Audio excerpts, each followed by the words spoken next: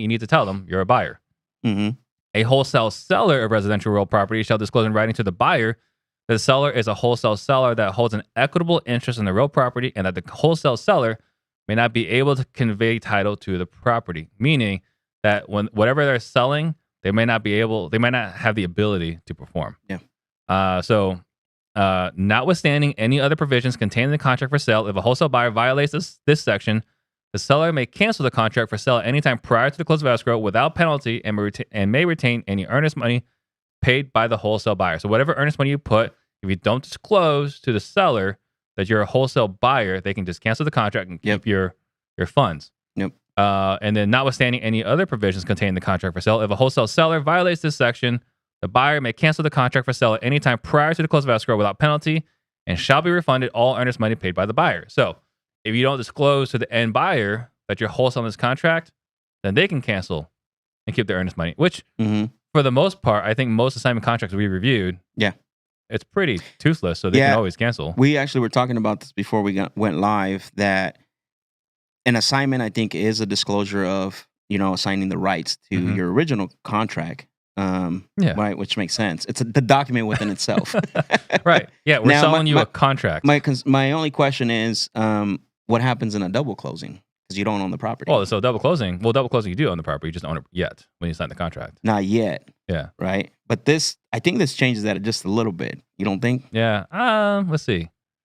Because I guess we'll disclose that, but at that time you're no longer a wholesale seller. So there's some more definitions here. Yeah, go ahead. So for the purpose of this section, residential real property means real property with fewer than 5 dwelling units. So single family to a fourplex, right? That's what they're considered residential real property.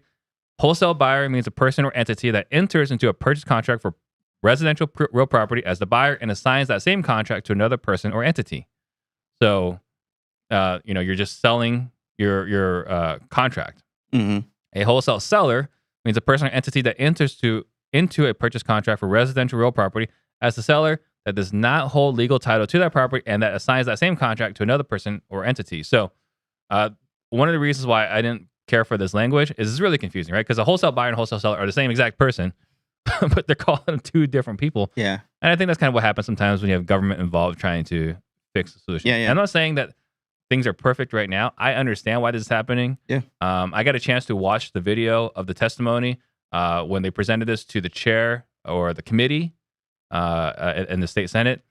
And there were realtors. I mean, shocker, right? Who's behind this? Yeah, realtors. Right? Exactly. Like, shock. And their complaints was that there's some bad actors. And I readily admit there are some lousy actors in our 100% in our industry and in our market. I mean, we've got beef with some people, right, that operate really poorly. 100%. So I understand why this is happening, but there's nothing here that we're not doing already. There's nothing here that we're not doing, but I always think about it this way because, when you sell property on the MLS, right, you do a fix and flip. What's the last thing you want? You don't want an inspector to come in and point one thing out because then they're going to look for everything else. Yeah. So I think this is kind of a way for them to this is the one thing, right, where potentially now the government's going to look at it a little bit more, figure out what's going on here. What is this? This is the first complaint. Well, so it's interesting. So I think I'm going to disagree with you. I disagree with you on this because we are the Wild West. No, we are. Yeah, Arizona, and they're kind of like we kind of let things go willy-nilly. Yeah. So I actually watched this committee, and the realtor was explaining the problem to the vice chair, and she's asking, "So how is this a problem?" He's like, "Well, they're selling properties they don't have interest in." She's like, got it. But how's that a problem? Like, because they're selling properties that the buyers don't know that they don't own the title. Yeah. And again, she asked, like, "But how is this different than every other business?" And he couldn't explain it, right? Right, I see. And so they had to bring another person who explained it, and ultimately that story was, a FSBO where they try to sell it, and there was a lien on the property because someone contracted property. So they couldn't provide the clear title. They couldn't provide clear title, so they had a memorandum of sale and all the other stuff. So I get why it happened, but this is pretty toothless. And no, that makes sense. Before you jump into this, guy, no, this is a live Q&A. Yes. So please ask your questions. We're live on IG, Facebook, YouTube. Ask your questions because Max and I want to kind of walk you guys through this. Yeah. No, it's it's perfect. I think there's going to be a lot of new people that are going to be confused by this. I think it's a simple fix. Like I said, we weren't too concerned about it because we've been prepared for this. We've been doing this already. What they're actually asking for in this bill. But you're right. I think now thinking about it with the example of the inspector, I think it's a very it's like a Band-Aid. Yeah, this is a Band-Aid. But and I posted so But it's actually a really good Band-Aid because I think a lot of people, what happens, we always teach, in our sales training, right, is always tackle the problem up front, or always disclose, or always, be transparent. And that's one of the things that we do, because we have a big paragraph before the signature in our agreement. Right. It's in there. Yeah, our disclosure is a paragraph long. Yeah. So, I posted this screenshot because I got it the other day. I posted a screenshot in CG, right? It's like, hey guys, just so you know, there's more regulations coming down the pike. What do you guys think? And everyone was, That's it. yeah, that's it. Like, we got off easy because, again, in comparison, in Illinois, you can't do more than 2. Is it 1 or 2 without being a licensed realtor? More than 1, I think it is. Yeah. Right. In Oklahoma, you have to be a licensed realtor. Yep. And then in Philadelphia, you need to be a licensed wholesaler, which again, I don't even know what that don't make means. sense. Yeah, that don't make sense. So I think at the end of the day, there's nothing here kind of crazy. There's not.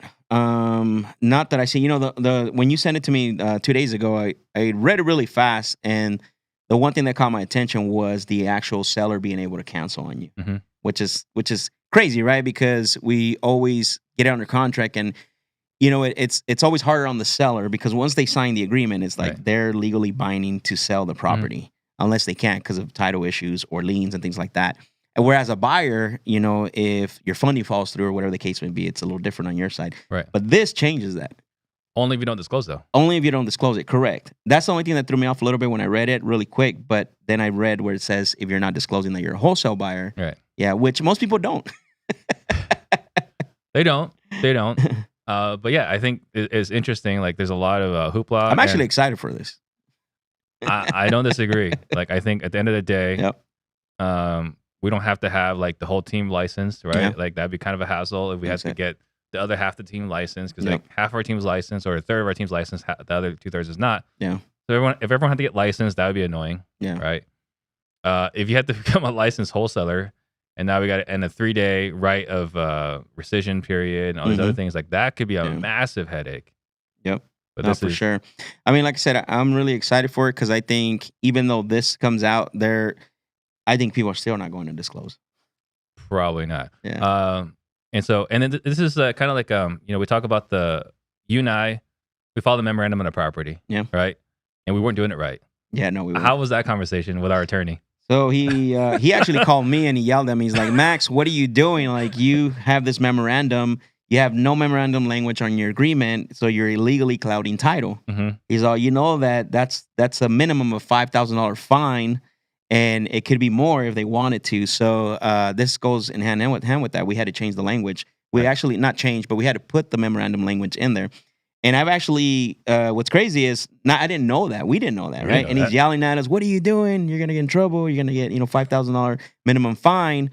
And what's cool is a lot of people don't know that. Right. And so when we look at certain contracts when we're negotiating with sellers, like I've been under contract and we see that as a memorandum, my first thing is, let me go look to see if the language is there. Yeah. Because if it's not there, we're going to have our attorney call them. We're going to have a fun time. Yeah, we're going to have a fun time. This is kind of funny to me, because we were actually holding a live event. We were having a live workshop, and we're dealing with a fire, and Max has to step out, and he comes in, and it's sort of like his hair is disheveled, right? Like, because he just got chewed out by our attorney.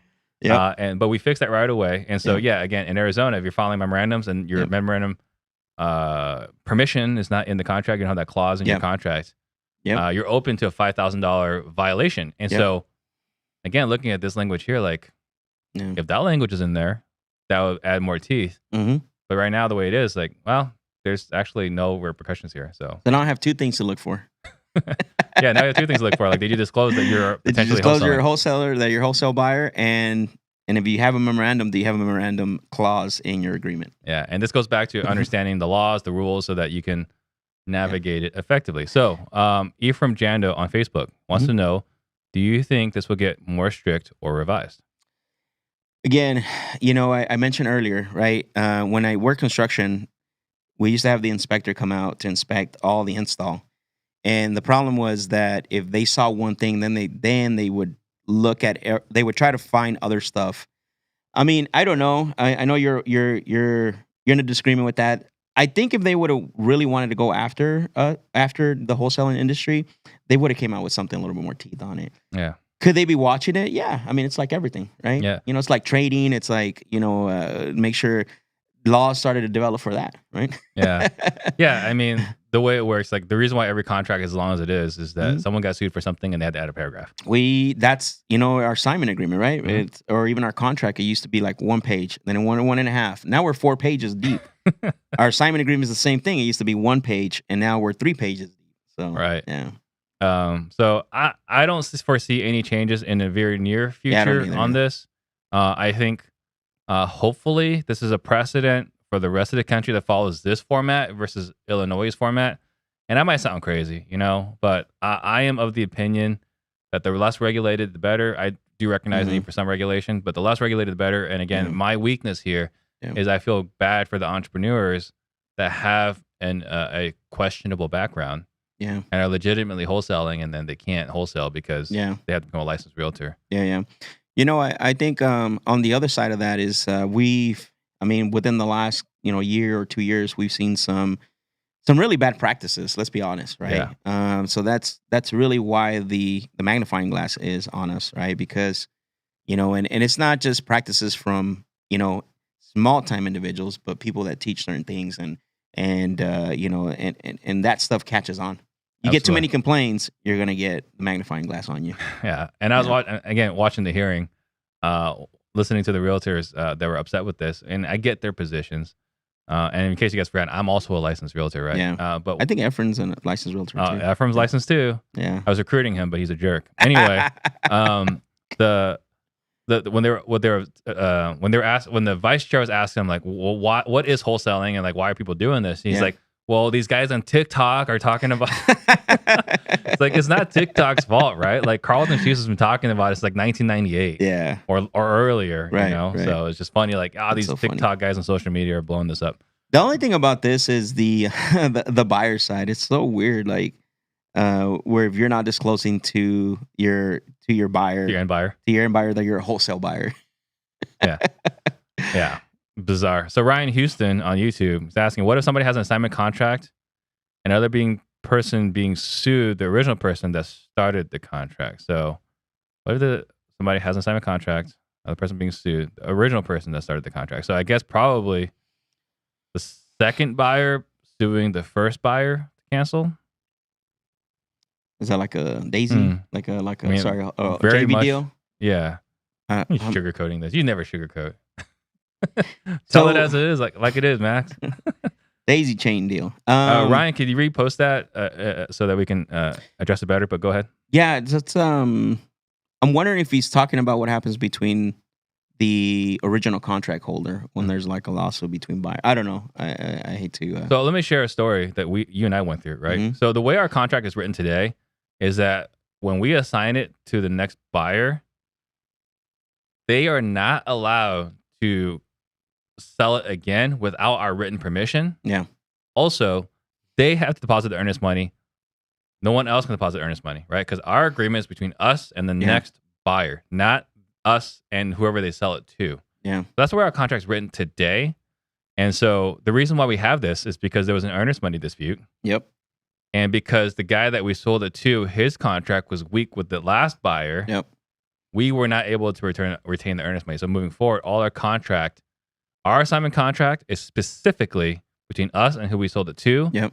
And if they wholesale someone later on, if we agree to it, that's fine. But they have to deposit earnest money by 12 o'clock the next day, or our contract's invalid. Yeah. And that protects us as investors against, the last guy falling apart at the last minute. Yeah, because, we changed that because what you said, right, is we assign it to someone and then they assign it to their end buyer.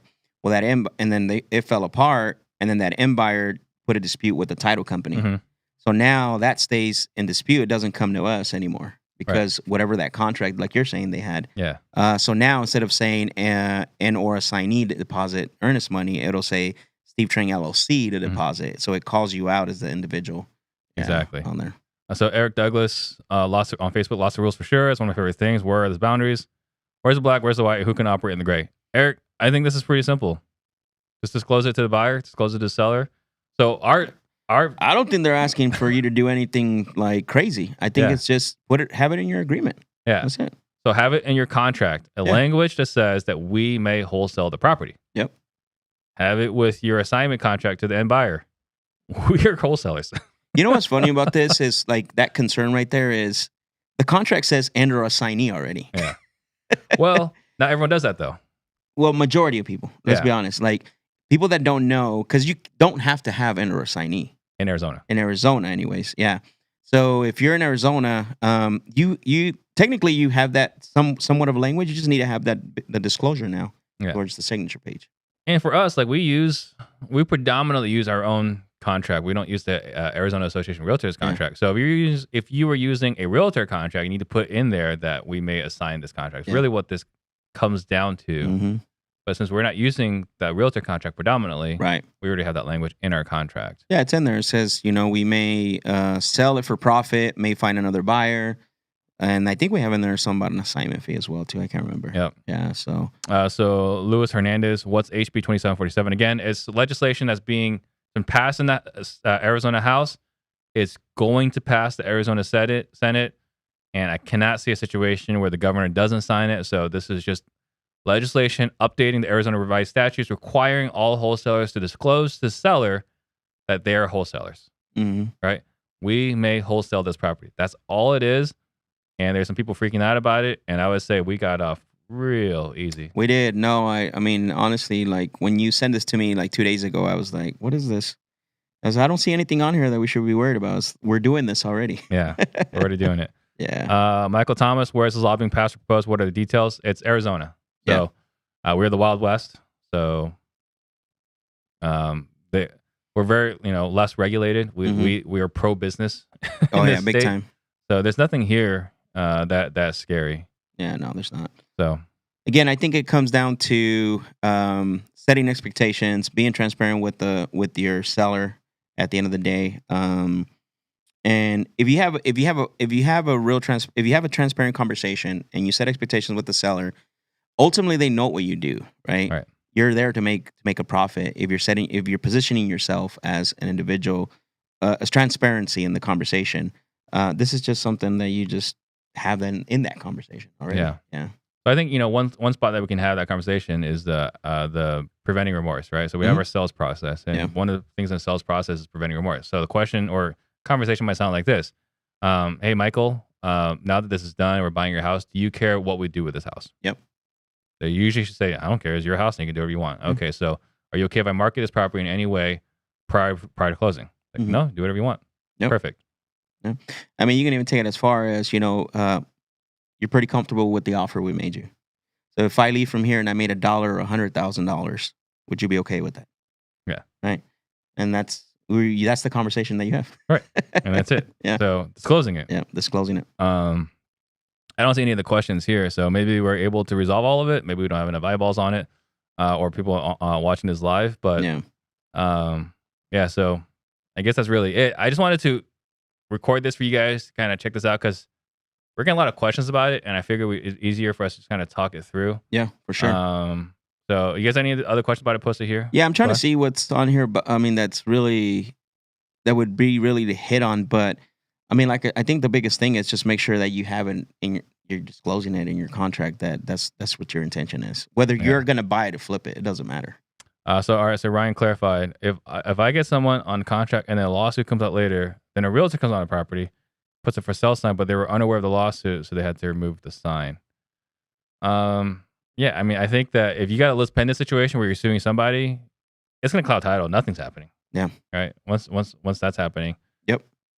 Title is clouded and no one's doing anything with that house. Yep.